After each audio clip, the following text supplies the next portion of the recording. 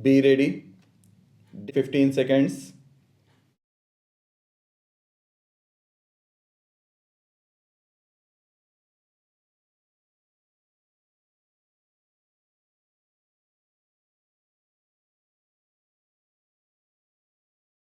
My colleague, the Honorable Minister of Defense, will no doubt deal with the broad issues raised in this debate and with the criticisms and suggestions made.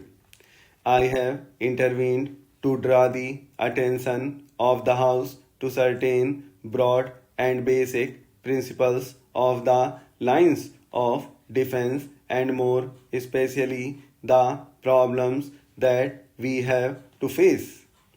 I have noticed in the course of the debate today a certain concern and anxiety about recent events amounting almost to an apprehension lest India might be attacked by our neighboring country and we might not be ready for it. The number of recent border incidents and more especially the fact that a great foreign country is giving military aid has led no doubt to this apprehension. It is perfectly true that the situation today in regard to the defense, if India has been very much affected by factor of military aid coming in from a great country and we have to view this situation in this new light. The honorable members who spoke just before me asked us to have the latest equipment and the best training. What exactly does that mean?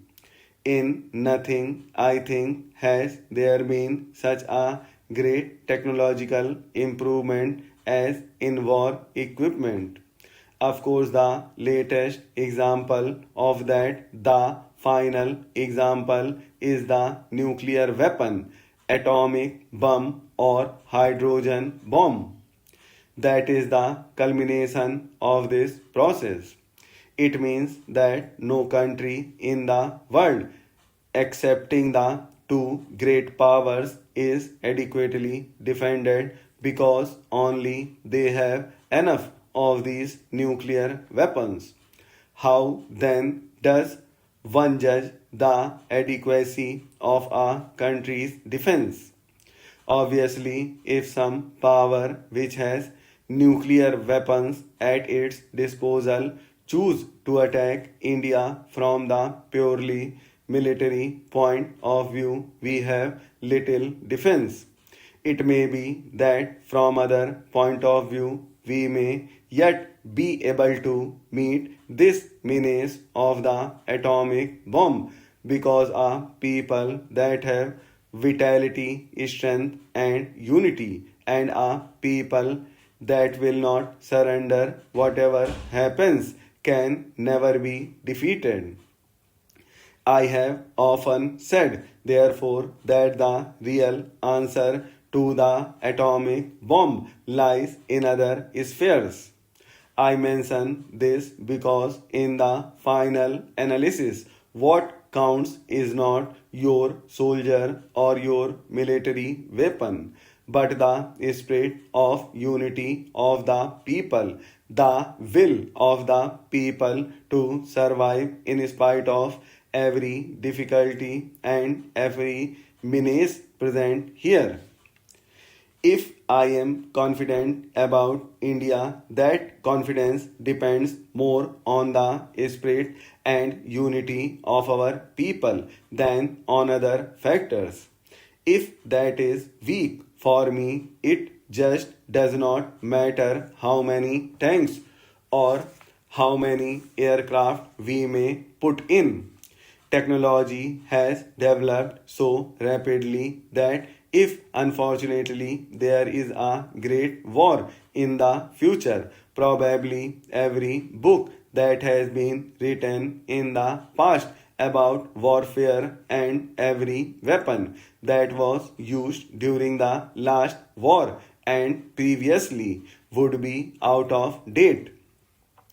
Judged from that point of view, we in India and nearly all the countries of the world, excepting a very few, are completely out of date and there is not help for us at present.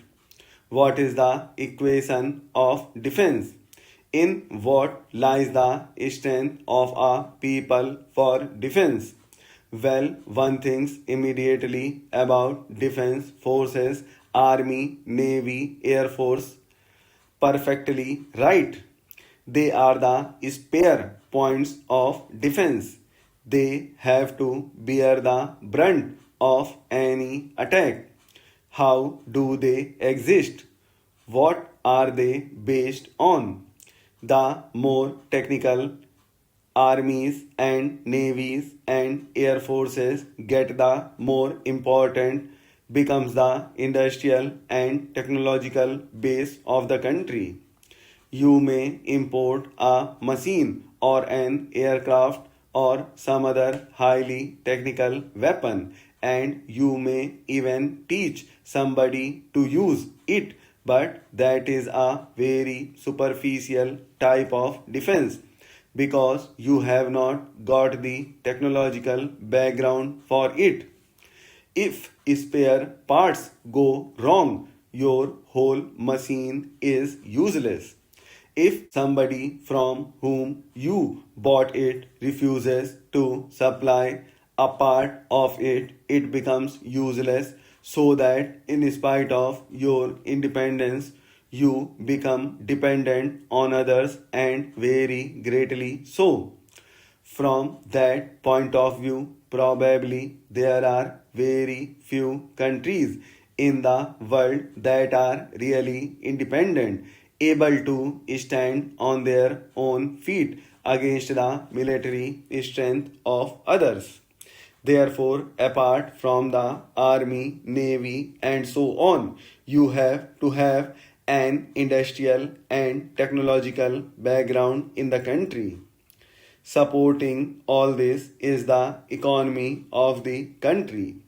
If the country's economy is not sound, it is a weak country.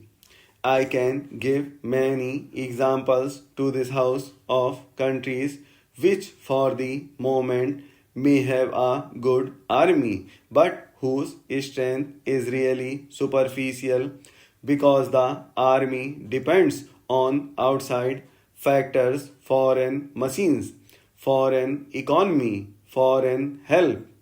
Such a country is essentially a dependent country, though called independent as regards his political status is concerned in the world. We do not subscribe to this new, so we believe that strength lies in developing the country in all spheres.